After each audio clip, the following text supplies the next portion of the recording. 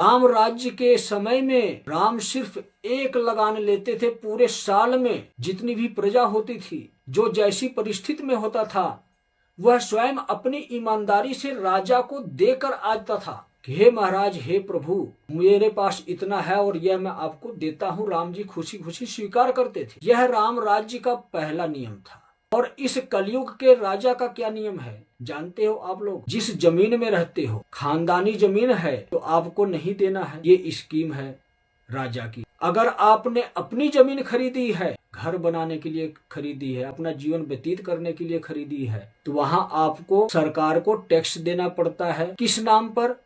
Stamp paper के नाम पर। जमीन पर आपने घर बनाया, उस घर पर भी टैक्स। मेहनत के पैसे, पसीने के पैसे आपने अपने लगाए, मकान में अपने रहने के लिए। इस बात के लिए सरकार को टैक्स। मकान खाने के लिए हम राशन लेकर आते हैं बाजार से, उस राशन पर भी टैक्स। अगर हम अपनी सुविधा के लिए कोई भी मोटरसाइकिल से लेकर कार तक कुछ भी हम लेते हैं, उस वाहन पर भी टैक्स। तो हमारी जिंदगी के आधी कमाई टैक्स में चली जाती है। सोचो, समझने वाली बात है। और इसके बाद आधी तो टैक्स में गई, आधी कमाई बची हमारे पास शेष।